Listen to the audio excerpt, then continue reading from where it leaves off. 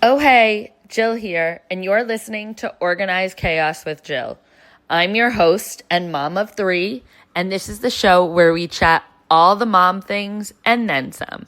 So grab your coffee or whatever it is that gets you through the day, and let's get to it. Guys, if you listen to our introductory mini-sode, then you know that this podcast might not even be here today had it not been for a road trip that my family and I took last summer. So I figure that now, more than ever, is the best time to talk about that road trip. Now, I'm going to share where we went. I'm going to share some of the things we did. But before I really get into all of that, I wanted to take the time to talk about kind of how I planned for the trip and then packing for the trip. And then I'll share little tidbits as I talk about where we went on other things throughout the trip with you. So I am going to use the term planned very loosely here. My husband took 2 weeks off of work. He put in for it, earlier in the spring. We didn't really know what we were doing yet, but we knew we wanted to take a road trip. So we didn't have a set destination in mind or a million activities that we were absolutely wanting to go see and do. But we wanted to go somewhere. We wanted to do things. We wanted to create memories. The first thing we kind of did was I went online and I just Googled free map of the US and printed out very basic. And we sat down and with a highlighter colored in the states that we wanted to go to and kind of mapped out a general route. From there, once we had kind of the states we were going to see, we did know of a few things that we absolutely wanted to do. So we kind of marked those areas. And then that kind of also played into where we were going to sleep for the night. We didn't stay in the state that we, every day, a new state. Well, we stayed in a new state every day, but it wasn't like every state we drove into, we slept at. Sometimes we were just driving through to drive through. Sometimes we'd stop in a state and do something, but then, later in the day, move out and then stay somewhere else. So when we first started booking hotels, we really only booked, I think, the first 4 or 5 hotels, which for me was a little bit hard. I am a planner. I like to know where we're staying, everything like that, all the details. So I had to loosen up a little for this trip, but honestly, I'm so glad I did. And so we booked, like I said, we booked the first 4 or 5 hotels based on a few of the things that were our must-see, must-do. And then from there, we just kind of would wing it each day. If we felt like we could drive a little bit further, we would. We'd look up some things to do maybe in states around us and head in that direction. It just made it a lot easier so we weren't on such a time crunch. And so that's kind of how we planned or mapped out the route we were going to take from the start of the trip. And like I said, we didn't have a complete destination in mind or a complete, itinerary of everything we were going to do and see. And so from there, once we had that beginning plan, it came to packing. And I will say, when you think about a 2-week trip, whether you're driving, whether you're flying, anything, it's overwhelming to think how much stuff you need to bring for 2 weeks. Especially, I think in this case, 2 weeks on the road and where we're only staying in hotels for a short amount of time. We're not, going on a cruise that has a bunch of stuff. And so I was a little overwhelmed. I'm not going to lie. I'm a human being.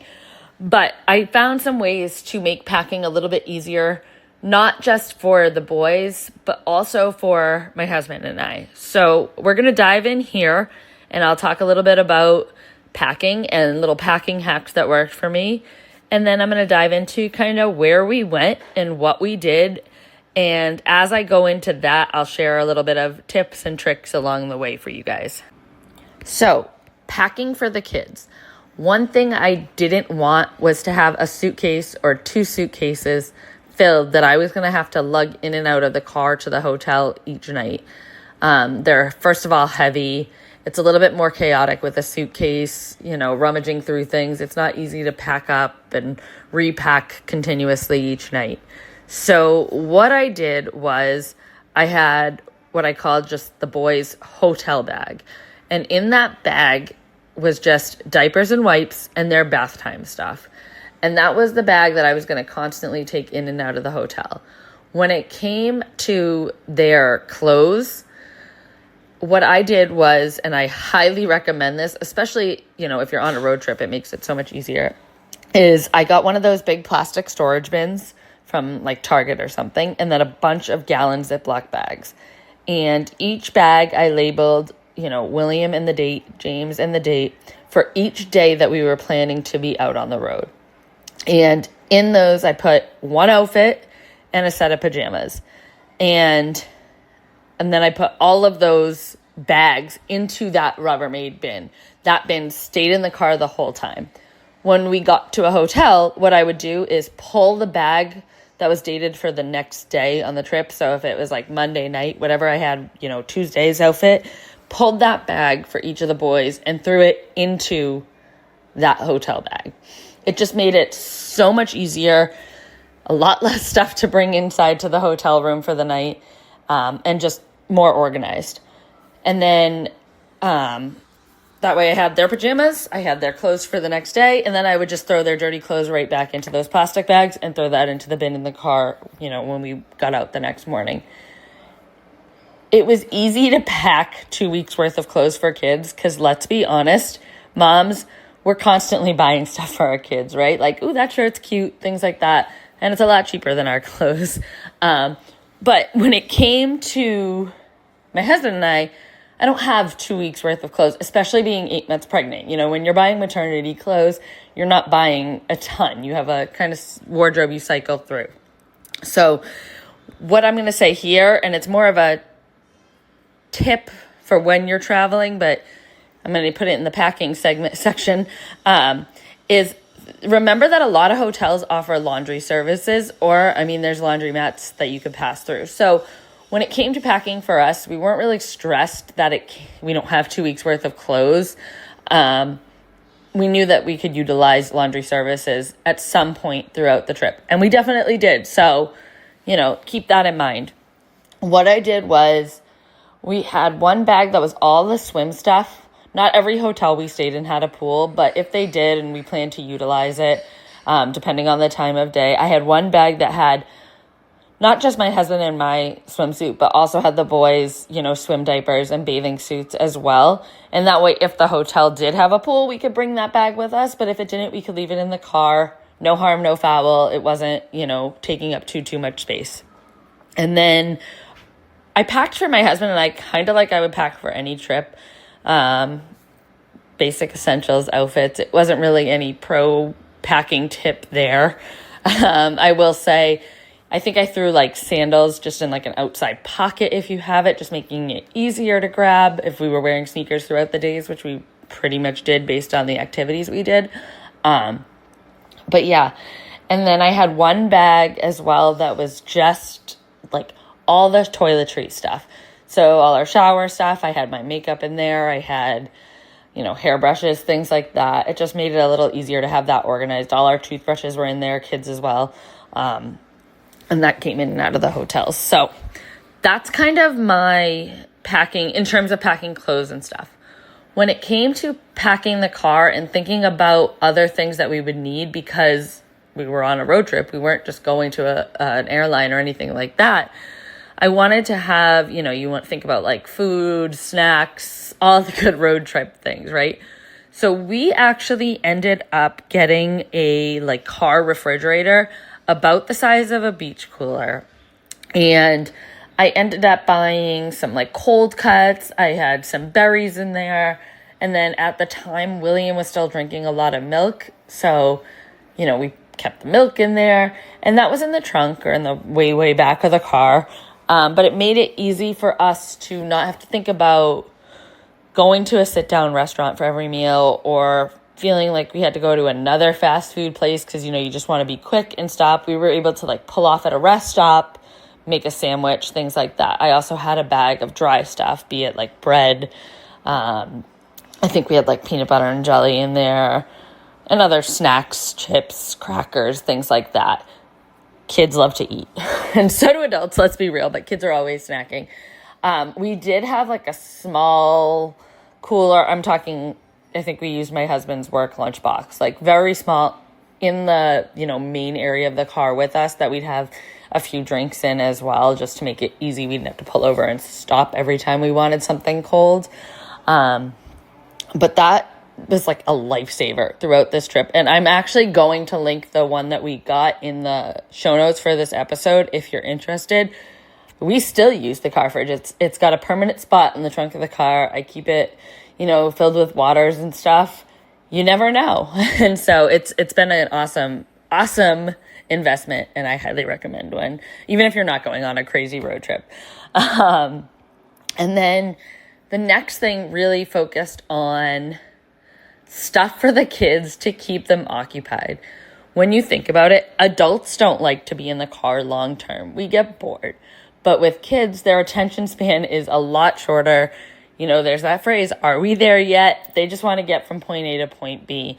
So what I did, we did have, at the time, it was only James, had a like Amazon Kindle Fire, whatever you want to call them, kids one, to like watch movies or TV shows. But my husband and I were very adamant that we did not want the entire trip to be like screen time. And so we did download a few movies and TV, but we really kept like a limit on when James watched stuff. It was more, if we were driving late at night, getting into bedtime, or there was like very, very long stretches of time and there's nothing around. He was getting really, really antsy, then we would allow it. But we kept it to a minimum. And then my biggest tip, I think, really came from our little box of like car toys and activities. But what I will say is, before I even dive into that and what we got, do not let the kids see anything until you are on the road. When you think about kids, they play with the same toys over and over again. They can get bored a little bit easier. When you have something new, it's exciting. It's going to keep them entertained a little bit longer. So again, I got a little container, this time more just like a shoebox size. And I went to like the Target dollar section. I got a few things on Amazon, maybe even went to like Five Below or something, cheap stuff. You don't have to spend a ton of money in getting all these fancy schmancy toys. I got those little coloring books that are like color with water type thing. So there's one pen or one marker.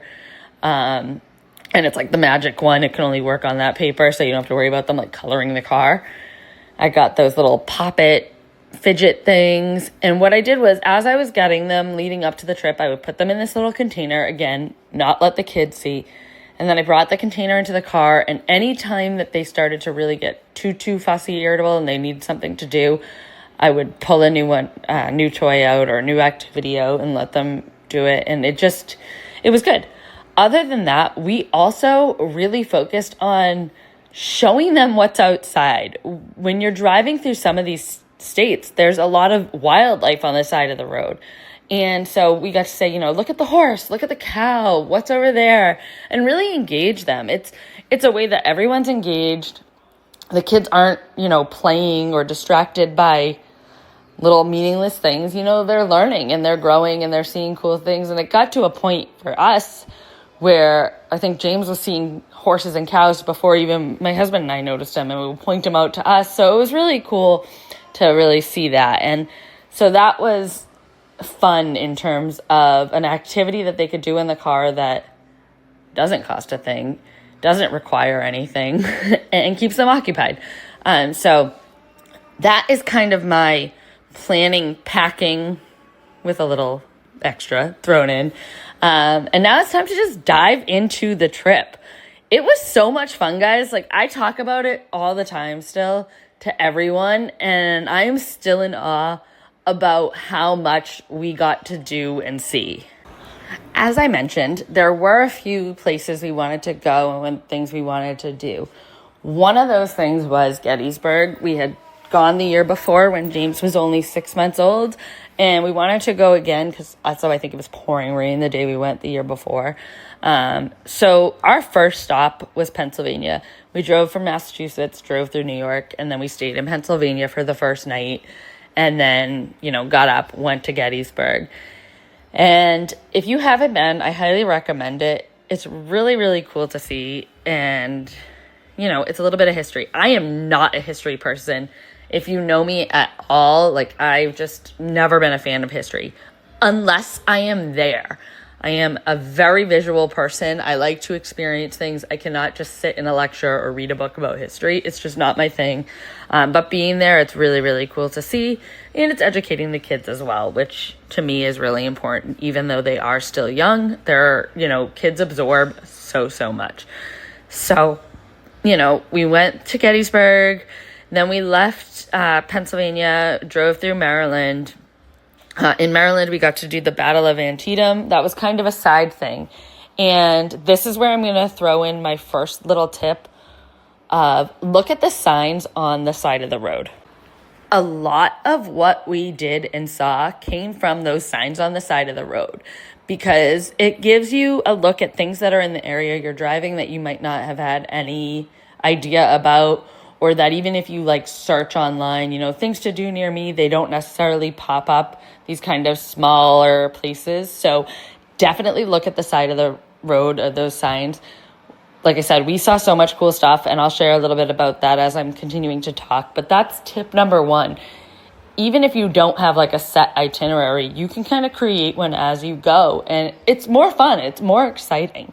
And another thing with these national park areas like Antietam and stuff, there is a pass called I think it's America the Beautiful, and it gets you free admission into all the national parks, not state parks, those are separate, but all the national parks. And I know that they do sell day passes and I believe monthly passes, so depending on your trip. But also if you are a veteran or active military, you can get a lifetime pass for free just going into any one of those information centers. So that's pretty cool and something to take advantage of. So moving forward, we went from Maryland into Kentucky, and this is where I had things I wanted to do. I wanted to go to the Louisville Slugger Museum, and I wanted to go to Churchill Downs where the Kentucky Derby is. And we did both. It was so much fun. It was really cool because when we went to Churchill Downs, we were just taking a tour of the, grounds, and there wasn't obviously a race going on or anything, but we came out at the same time a jockey was practicing, so the horse went right by us, and it was so cool to see. My parents used to go to the Kentucky Derby all the time. I have yet to go, and I would love to sometime, but that little snippet of a horse driving, flying by us was really cool to see. And so then, we kept going. I'm not going to list off every state we stayed at, I promise, because that would just be boring to you. But we just kept driving through different states. And again, looking at the signs on the side of the road. So a couple of things that we saw that I probably never would have found, I don't think my husband probably would have found, was we went to a place called Pompey's Pillar, and we saw William Clark's signature in the side of the mountain. That was so cool to me. We also found a grizzly bear encounter. We went to this really cool little museum. I think it was in Kansas. It might have been in Kentucky, one of the K's, that was attached to a college or part of a college thing. They had a cool dinosaur exhibit for the kids. And it was just so much fun, these no-name places. So again, I know I just said it, but I'm going to say it again. Look at the signs on the side of the road. A lot of other things we did, or some of the other things we did, was we went to Yellowstone National Park. We saw Old Faithful. The geyser went off. It was really cool to see. I'm going to be totally honest. It was such a pain trying to get out of Yellowstone. It was just so much traffic. We were stopped there for an hour. I think we were all getting irritable. So I promise the whole trip was not all sunshine and roses. We had our moments, but overall it was great. We went to the Theodore Roosevelt National Park, the typical places like Mount Rushmore, things like that. What I will say about Mount Rushmore is we got a much better view pulling over on the side of the road and taking a photo, and you see everybody doing it, than actually going into where you can park and walk to Mount Rushmore.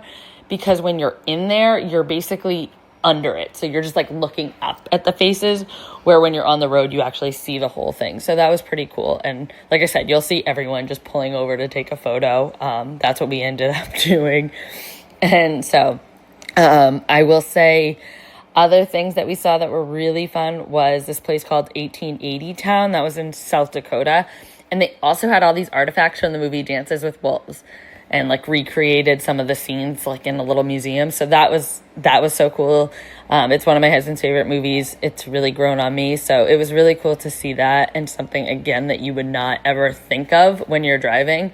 We got to go to Shawshank Prison, if you've seen Shawshank Redemption. It was a super cool experience, but I will say it was super freaky when you're like way up looking into those like prison cells and everything. But such a cool experience. I could ramble on and on about all the places we went, but that would be a forever long episode. Y'all would get bored and it just really wouldn't get us anywhere. So I am going to kind of wrap up here. But again, just to note what we talked about, planning, don't stress yourself out. You don't have to have like a set plan. Allow yourself to wing it. Packing, Ziploc bags and a Tupperware container, the big Tupperware thing, can go a long way. It makes it so much easier with the kids stuff. And like I said, if you're stressing that you don't have enough clothes for however long you might be on, utilize laundry services, be it at a hotel or a laundromat. It's quick, it's easy, it's efficient. And then when you're on your trip and you're on the road, look at the signs on the side of the road. Talk to people in visitor centers. Like that's how we got the America the Beautiful pass. And just have the time of your life. And so here I'm just going to end this by saying, if you are worried but you're thinking about wanting to do a road trip, you've had this like desire, but you're scared of what might be, just do it. Take the trip, go on the vacation. I promise you are going to create some amazing memories with your kids, with your family, that you're going to want to talk about forever. So just do it. Thank you guys so much for listening. We'll be back next week. So have a good one. Be sure to like, follow, and share this podcast. And if you aren't already doing so, follow us on Instagram at Organized Chaos with Jill. We'll have all the latest updates, upcoming episodes, and more. Have a good day. The best is yet to come.